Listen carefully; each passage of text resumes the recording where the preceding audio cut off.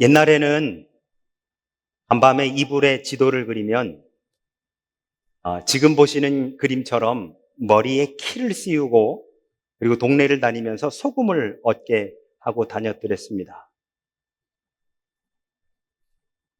이게 무슨 얘기인지 알아요? 알아요? 싱가폴리안이잖아요. 근데 이걸 알아요? 와, 대단한데요? 여기 이 싱가폴리안 분 특별한 분인 것 같습니다. 죄송해요. 죄송해요. 네. 아, 저는 이런 적은 없는데 이렇게 하고 다니는 사람을 본 적은 있습니다. 요즘에는 거의 이런 일이 일어나지 않지요. 저 머리에 뒤집어 쓴 것을 키라고 하지요. 오줌 쌌다는 사실을 동네에 소문을 내고 그에 대해 창피함을 주면 이 아이가 다시는 내가 그 이불에다가 실례하지 않으리라 다짐하겠거니라고 생각하면서 벌 아닌 벌을 이렇게 주었다고 하지요. 그리고 소금을 얻어오게 하는 이유는 여러분이 소금이 소위 뭐라고 할까요? 나쁜 기운을 물리친다라고 하지요. 그래서 누군가가 소위 좀 안 좋은 사람이나 이렇게 우리 집안에 들어오면 쫓아내면서 소금을 뿌리며 고시래 하던 우리네 그 문화에서 이 안 좋은 습관을 물리치고 또 소변이 염분이 빠져나간 것이기 때문에 소금을 얻어오는 이 두 가지 이유 때문에 소금을 얻어왔다라고 그렇게 이야기합니다. 오늘 누가복음은 신약 성경의 세 번째로 등장하는 복음서입니다. 그런데 그 앞에 나오는 마태복음과 마가복음하고는 살짝 결이 조금 달라요. 우리가 마태, 마가, 누가 이 세 개의 복음서를 공관복음이라고 하죠. 같을 공자, 볼 관자를 써서 같은 관점으로 보는 성경이라고 해서 공관복음이라고 하는데 그 공관복음끼리도 조금씩 다릅니다. 어떻게 다르냐고요? 자세한 내용은 GBA 시간에 하겠습니다. 여러분 봄이 되면 3월에 GBA 때 많이 신청하셔서 이 올 3월부터는 이제 신약을 시작하거든요. 구약이 조금 어려워서 주저하셨었던 분들 신약의 세계로 이거 50조인데. 네. 여러분 우리가 잘 알고 있다시피 누가는 의사입니다. 오늘날 의사라고 하면 높은 학력과 그리고 재정적인 여유 이런 것 때문에 많이들 부러워하는 직종이라고 우리는 흔히 의사를 생각하지요. 그런데 이때 당시의 의사는 뭐라고 할까요? 신분적으로도 중간 계층이었었고 재정적으로 그렇게 여유 있는 직종이 아니었었습니다. 그럼에도 불구하고 이렇게 의사를 하는 사람들이 많았었지요. 저는 의사를 한다고 생각합니다. 의사는 되는 것이 아니라 의사는 하는 거예요. 그래서 의사로서 병든 이들, 아픈 이들을 고쳐주는 의사를 하는 것이 아닐까라고 하는 생각을 저는 하는데요. 드라마 허준에서 보면 심의라고 하는 표현이 나옵니다. 그 드라마 안에서 이 심의가 무슨 뜻인지에 대해서 정의를 내리는데 뭐라고 하느냐? 심의란 진정으로 병자를 긍휼히 여기는 의원이라고 그렇게 이야기합니다. 그래서 여러분, 당시에 이 의사 누가는 재정도 아니고 학력도 아니고 공부는 물론 많이 해야 되겠지만 다른 이들에게 존경받거나 부러움의 그 위치에 있기 위해 의사가 된 것이 아니어서 누가는 어떤 특징을 갖고 있느냐? 휴머니스틱한 특징을 가지고 있습니다. 그래서 여러분 누가복음을 읽어보면 가난한 자, 병든 자, 소외되고 고아와 과부와 여성 이런 이야기가 굉장히 많이 등장하는 것이 이 누가복음입니다. 예를 하나 들면 마태복음 5장에 예수님께서 산상수훈 소위 팔복의 말씀을 하시는데요. 그 첫 번째 하시는 말씀이 뭐냐면 마태복음입니다. 심령이 가난한 자는 복이 있나니 라고 그렇게 시작을 하거든요. 그런데 이와 병행구절인 누가복음 6장에서 누가는 뭐라고 하느냐? 가난한 자는 복이 있나니 라고 그렇게 이야기를 합니다. 그러니까 마태는 심령이 가난한 자가 복이 있다라고 해서 소위 이 스피리추얼한 문제에 대해서 훨씬 더 관심을 많이 갖고 있었던 사람이 마태이고 누가는 휴머니스틱한 문제에 대해서 조금 더 관심을 가지고 있었던 사람. 그렇게 우리는 정의 내릴 수 있습니다. 또한 누가복음은 누가가 쓸 때 당시에 어떤 상황 속에 있었냐면 예수님의 재림이 조금씩 딜레이 되고 있었어요.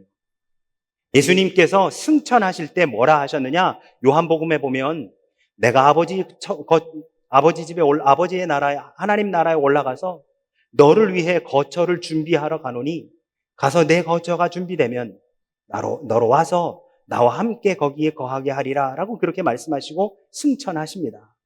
그러니 많은 사람들이 곧 예수님께서 오시겠지라고 기대하며 살아가요. 예수님이 곧 오시겠지, 곧 오시겠지, 곧 오시겠지. 그래서 그들이 여러분 많이 들어보셨던 단어고 그리고 찬양에도 있는 제목에 있는 단어이지만 그때 당시에 사람들의 인사말 중에 하나가 뭐였냐면 마라나타라고 하는 것이었습니다. 주 예수여 어서 오시옵소서. 그런데 이 예수님의 재림이 소위 지연되고 있었던 상황이 바로 이 누가복음 당시의 시대적인 배경이라고 볼 수 있습니다. 그런데 바로 이러한 때에 누가는 뭐라고 하고 있느냐? 이 재림의 지연 가운데 땅끝까지 주님의 증인이 되어야 된다라고 메시지를 지금 던지고 있는 것이 바로 누가복음이라고 볼 수 있습니다. 그런데 여러분, 예수님의 재림이 점점 지연되다 보니까 내일 모레 곧 오실 것처럼 말씀하고 승천하셨는데 예수님의 재림이 하루, 이틀, 한 달, 두 달, 1년, 5년, 10년 이렇게 넘어가다 보니까 이제는 그들이 어떻게 되느냐? 예수님이 진짜 오시긴 오시는 거야? 그분이 그리스도가 맞기는 맞아? 라고 하며 이 근본적인 믿음이 흔들리기 시작했습니다. 그분이 그리스도이신지까지도 의구심을 갖게 되는 그러한 지경에 이르게 된 거죠. 여러분, 그때는 그러면 뭐가 더 필요할까요? 이게 뭐가 더 필요할까요? 믿음이 더 필요합니다. 여러분, 싱가포르에서 한국 혹은 한국에서 싱가포르 이렇게 비행기 타고 왔다 갔다 하실 때 전광판에 혹시 내가 타려고 하는 비행기가 딜레이라고 써 있으면 우리는 뭐부터 생각이 됩니까? 첫 번째, 얼마나 딜레이 됐지? 두 번째, 오늘 가긴 가나? 라고 하는 생각이 들지 않으십니까? 그러는 중에 항공사에서 직원이 나와서 오늘 가기는 갑니다 라고 하면 그러면 기다릴 수 있어요. 왜? 믿으니까요. 비행기가 오늘 뜬다라고 하는 믿음이 있으니까 기다리는 거예요. 근데 항공사에서 오늘 뜬다는 말이 없으면 이거 계속 기다려야 되는지 안 기다려야 되는지 그래서 프론트에 가가지고 우리 물어보는 거죠. 데스크 가가지고 오늘 가긴 가냐라고 물어보는 거거든요. 왜? 믿음을 가지려고요. 즉 어떤 일이 벌어져야 되는데 그래서 그 일이 일어나기를 기대하고 있는데 그 일이 이루어지지 않고 차일피일 미루어지고 있을 때 우리에게 필요한 게 뭐다? 믿음. 그리고 그 믿음이 있으면 그 믿음에 대해 따르는 행동, 이것을 우리는 뭐라고 합니까? 순종이라고 합니다. 그러니까 그때 당시 이 누가 당시에 모든 크리스찬들에게 요구됐었던 것이 뭐냐? 바로 믿음과 순종이었었던 것이죠. 예수님께서 승천하시며 하셨던 바로 그 말씀을 끝까지 믿음으로 붙잡고 순종하며 나아가는 그러한 모습이 절대적으로 요구되던 때가 바로 이 누가복음 당시의 상황이었더라라고 하는 것입니다. 그런데 당시에 백성들은 요한을 보고 혹시 저 사람이 그리스도 아니야? 라는 생각까지도 하게 되었습니다. 오늘 본문 15절에 보니까 백성들이 바라고 기다림으로 모든 사람들이 요한을 혹 그리스도신가 심중에 생각하였다라고 성경은 말하고 있습니다. 이제는요 여러분 조금만 하는 행동이 신비스러워도 이 땅에서 사람들하고 다르게 좀 범상치 않은 행동을 해도 그가 선포하는 메시지가 조금만 신비스럽거나 깊이가 있어도 저 사람이 메시아 아니야? 저 사람이 혹시 오실 그분 아니야? 라고 하는 사람들이 많이 생겨나기 시작을 한 겁니다. 이에 대해 요한은 이렇게 대답합니다. 16절에서 요한이 모든 사람들에게 대답하여 이르되 나는 물론 너희에게 세례를 베풀거니와 나보다 능력 많은 신이가 오시나니 나는 그의 신발끈을 풀기도 감당하지 못하겠노라. 우선 요한은 자신이 그리스도 즉 메시아가 아님을 선언합니다. 심지어 자신은 그분의 신발끈을 풀 자격도 없다라고 그렇게 고백하고 있습니다. 그러면서 그렇게 오시는 예수님께서 무엇을 하실 건지에 대해서 두 가지 이야기를 합니다. 하나님, 예수님의 사역에 대해서. 16절과 17절에 한번 보시죠. 그는 성령과 불로 너희에게 세례를 베푸실 것이요, 손에 키를 들고 자기의 타작마당을 정하게 하사 알곡은 모아 곳간에 들이고 죽정이는 꺼지지 않는 불에 태우시리라. 그분이 하시는 일을 두 가지로 요약할 수 있습니다. 첫 번째 뭐예요? 세례를 베푸시는 겁니다. 두 번째는 뭐예요? 알곡과 쭉정이를 나누시는 사역을 할 것이다 라고 하는 것이죠. 요한 자신은 물로 세례를 주지만 그리스도는 성령과 불로 세례를 베푸신다. 여러분, 우리 기억을 한번 더듬어 보실까요? 마가복음에서 예수님에게 뭐라고 요한이 말하느냐? 저는 물과 성령으로 세례를 베푸신다라고 얘기합니다. 근데 누가복음에서는요, 저분은 성령과 불로 세례를 베푸신다라고 나누어집니다. 약간 의미가 달라요. 오늘 읽는 본문이 마가복음에도 그대로 나오거든요. 근데 의미가 조금 다른 게 있어요.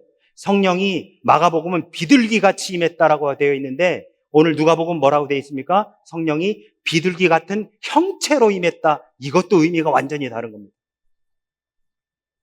궁금하신 분들은 GBA를 꼭 신청하시기를 바랍니다. 여러분, 우리 교회는 매해 부활절마다 세례를 베풉니다. 물로 세례를 베풀지요. 물이 세례를 이렇게 하는 게 맞냐, 침수해서 하는 게 맞냐, 이런 옥신각신 그렇게 하는데요. 그거는 크게 본질은 아니고요. 물로 떠서 3번을 그의 머리 위에 얹습니다. 성부와 성자와 성령의 이름으로 세례를 준다. 그런데 여러분, 솔직히 물은 사람의 내면까지는 변화시킬 수 없습니다. 그래서 세례식 때 세례를 받으시는 분들은 주로 뭐 하시냐? 내가 이제 세례받은 그리스도인으로서 지금까지와는 다른 생활을 해야지, 다른 삶을 살아야지라고 하는 결단하는 시간도 있어요. 그런데 요한의 표현에 의하면 우리 주님께서 주시는 세례는 성령과 불의 세례, 즉 불과 같은 성령의 세례인 것이죠. 이것은 사람을 변화시키는 능력을 가지고 있습니다.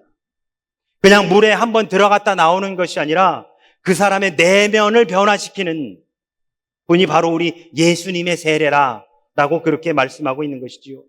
중요한 것은요, 여러분, 피부 색깔이 아닙니다. 언어가 아닙니다. 문화가 아닙니다. 어디에서 사느냐가 중요한 것이 아니라 그의 심령이 지금 어떻게 되어 있느냐, 이것이 중요한 것이지요. 심령이란 우리는 흔히 육체와는 다른 개념으로 이야기합니다. 그래서 심령하면 여러분 인터넷에 한번 검색해 보셔요. 그러면 뭐라고 하느냐? 영혼 혹은 마음을 검색해 보세요라고 이렇게 나옵니다. 심령에 대해서 라이프 바이블 성경은 이렇게 정의 내리는데요. 하나님을 인식하고 찬양하며 순종을 다짐하는 자리라고 그렇게 정의합니다. 그래서 에베소 4장 22절부터 24절은 이렇게 말씀합니다. 너희는 유혹의 욕심을 따라 썩어져가는 구습을 따르는 옛사람을 벗어버리고 오직 너희의 심령이 새롭게 되어 하나님을 따라 의와 진리의 거룩함으로 지으심을 받은 새 사람을 입으라 하고 말씀합니다. 여러분, 새 사람을 입는 것은 물로 씻거나 새로운 옷을 갈아입거나 새로운 삶의 자리로 이사를 하는 것, 이것이 아니라 심령이 새로워지는 것을 말합니다. 어제와 같이 똑같은 하루를 맞이했지만, 어제와 같이 똑같은 곳에서 새로운 하루를 맞이했지만 우리의 심령이 새로워졌다라고 한다면 어제와는 완전히 다른 사람으로 우리가 오늘 살아갈 수 있다라고 하는 것이죠. 이를 위해서 예수님께서 성령과 불로 세례를 베푸신다라고 요한은 이야기하고 있는 것입니다. 두 번째, 예수 그리스도께서 하시는 사역, 그 두 번째는 무엇이냐? 바로 알곡과 쭉정이를 나누는 사역입니다.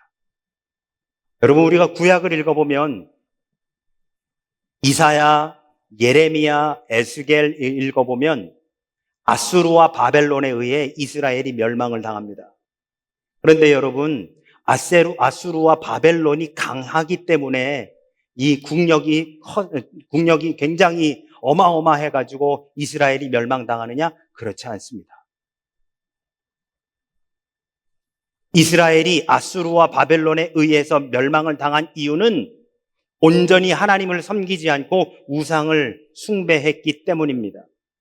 오늘 누가복음의 말씀의 표현을 그대로 따르자면 알곡보다 쭉정이가 훨씬 더 많았기 때문에 이스라엘이 멸망당한 겁니다. 그러므로 예수 그리스도께서 이 땅에 오신 이유는 로마와 전쟁을 벌여 정치적으로 이스라엘을 독립시켜 그들에게 자유를 주기 위해서 이 땅에 오신 것이 아니라 하나님의 백성을 순수하지 못하게 만드는 쭉정이들을 분리하여 제거해 버리시기 위해 이 땅에 오셨다라고 하는 것이죠. 물론 우리가 잘 알고 있다시피 예수님은 이 땅에 죄인들을 구원하시기 위해 오시어 십자가를 지신 분이 예수님이십니다. 그래서 죽을 수밖에 없었던 우리들이 그 죄악에서 건지심 받아 구원함을 얻은 것, 바로 이것이 예수님께서 오신 바로 궁극적인 이유이지요. 그런데 알곡과 쭉정이를 나누기 위해서도 이 땅에 오신 분이 예수님이시더라라고 하는 것입니다. 그래서 바로 당신의 재림을 일부러 딜레이 시키신 분. 아까도 말씀드렸지만 여러분, 예수님의 재림이 딜레이 되면서 사람들이 뭐 하기 시작했어요? 예수님 안 오시는 거 아니야? 오시는 게 맞기는 맞아? 심지어 그분이 그리스도 하나님의 아들이 맞기는 맞아 라고 하는 이 근본적인 믿음의 문제가 생겨난 바로 그때 알곡과 쭉정이가 나누어지더라라고 하는 것입니다.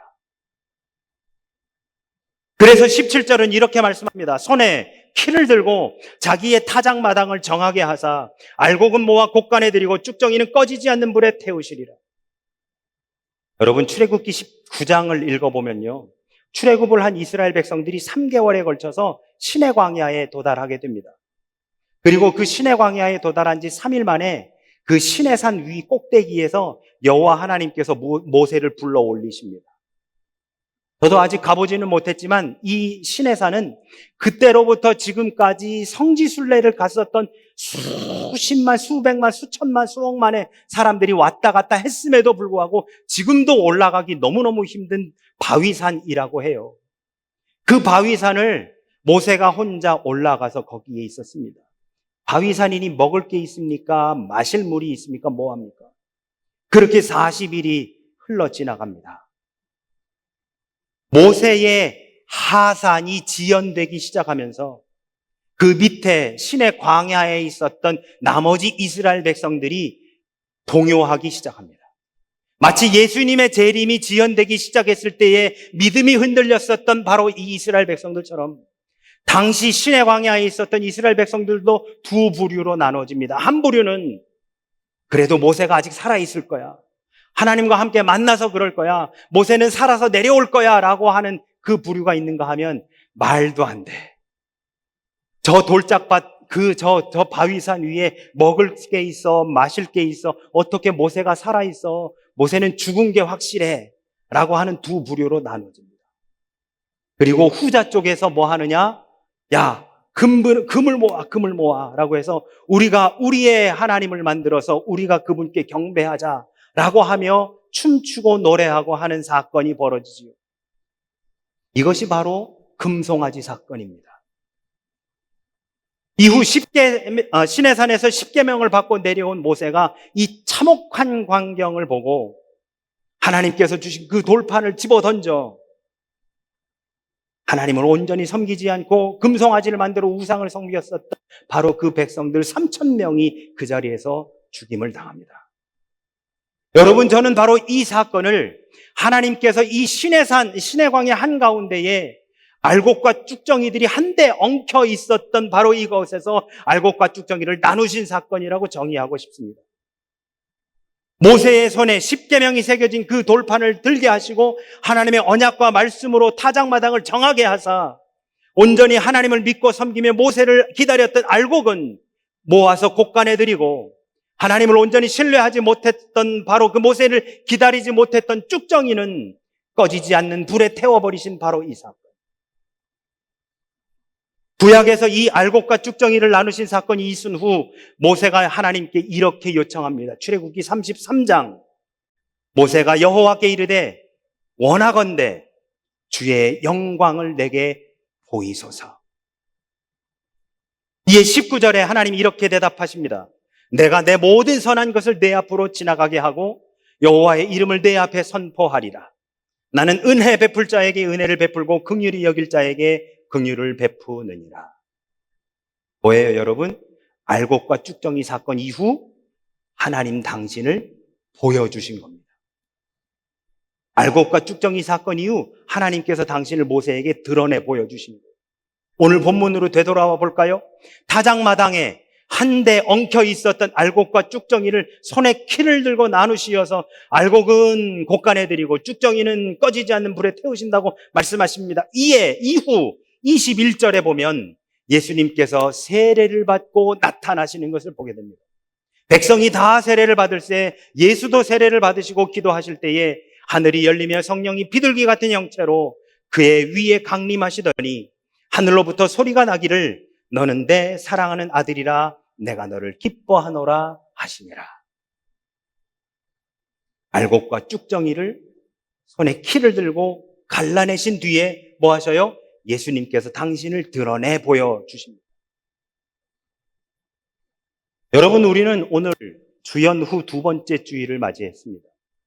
여러분, 이 주현절 에피파니라고 하는 게 혹시 뭔지 아십니까? 주현절은요, 성탄절로부터 2주, 14일이 지난 1월 6일을 우리는 주현절이라고 하는데요.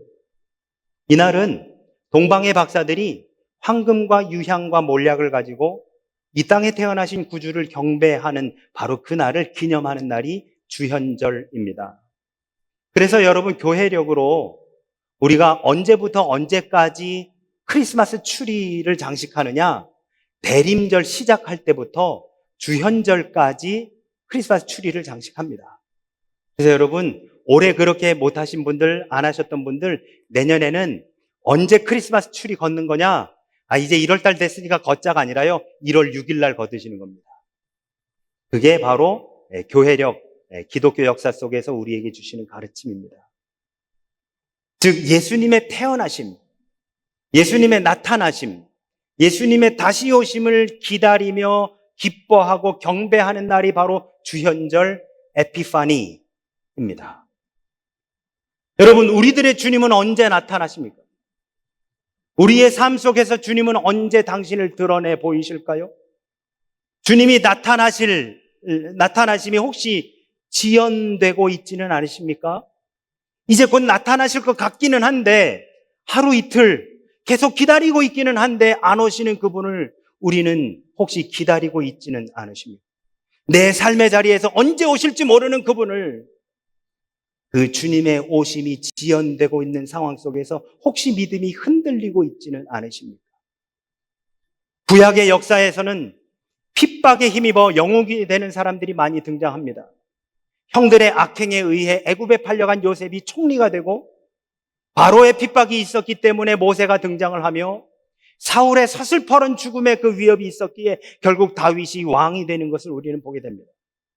신약의 사도행전에서도 유대인들이 스데반을 죽이며 교회를 핍박했기 때문에 복음이 온 땅에 퍼지고 사울이 바울 되는 역사를 우리는 보게 되어집니다.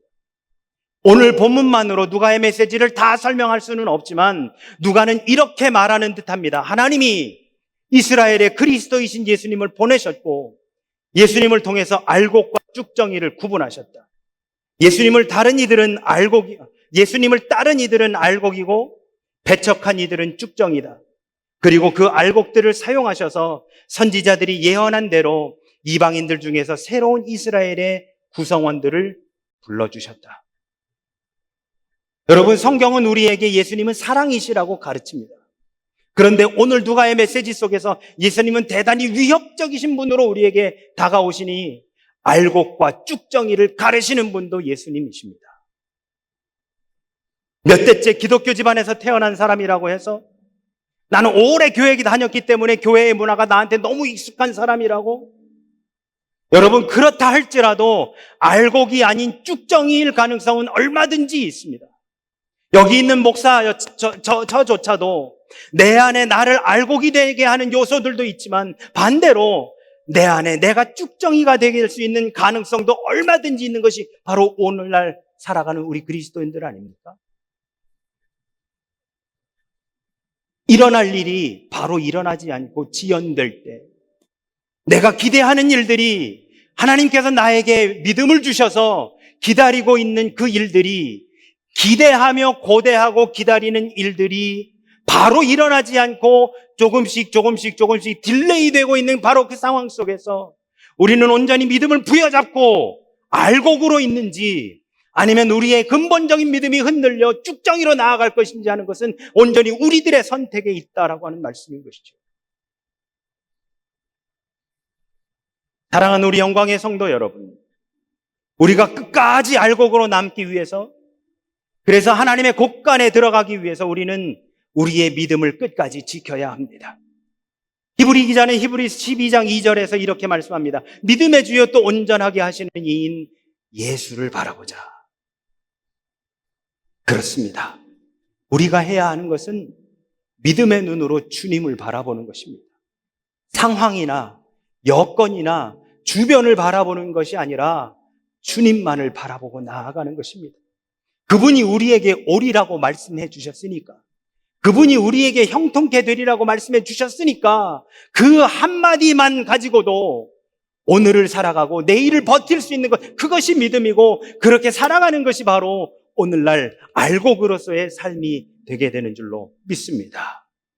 비록 우리 앞에 펼쳐진 일들이 혼란하고 힘들고 어려울지라도 알곡과 쭉정이를 가르치는 예수 그리스도의 그 사역 앞에 나를 내려놓고 주님만을 바라보며 나아가 내 삶에 나타나시는 주님, 내 삶에 등장하시는 바로 그 주님, 에피파니의 놀라운 그러한 은혜가 우리들 가운데 충만히 임하시기를 예수 그리스도 이름으로 축원합니다. 아멘. 아멘.